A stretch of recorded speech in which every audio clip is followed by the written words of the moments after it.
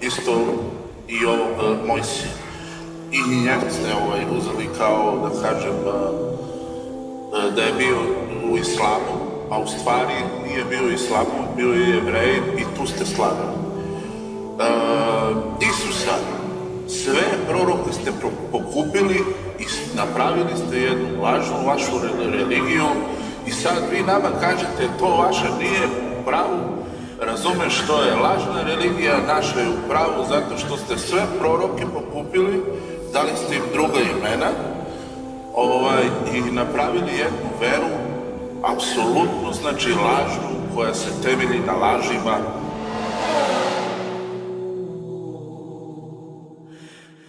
O sljedbenici knjige, ne zastranjujte u svome vjerovanju i o Allahu govorite samo istinu.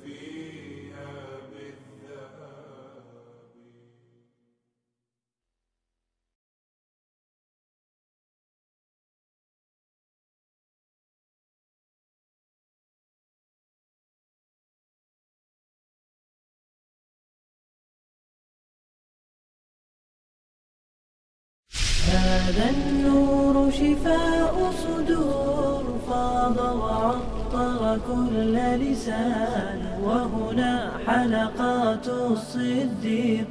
قلب ينبض بالقرآن وهنا حلقات الصديق قلب ينبض بالقرآن هذا النور شفاء صدور فاض وعطر كل لسان وهنا حلقات الصديق قلب ينبض بالقرآن وهنا حلقات الصديق قلب ينبض بالقرآن ومجمع هذه الحلقات غيم بسمانا هتان طابت بعطاه الثمرات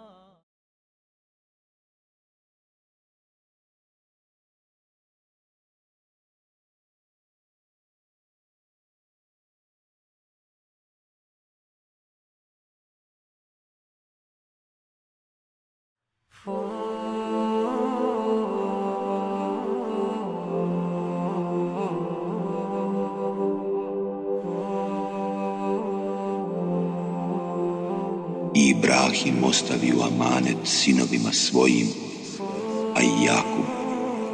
sinovi moji, Allah vam je odabrao pravu vjeru i nipošto ne umirite drugačije nego kao muslimani. Vi niste bili prisutni kada je Jakubu smrtni čas došao i kada je sinove svoje upitao: kome ćete se poslije mene klanjati? Klanjat ćemo se, odgovorili su,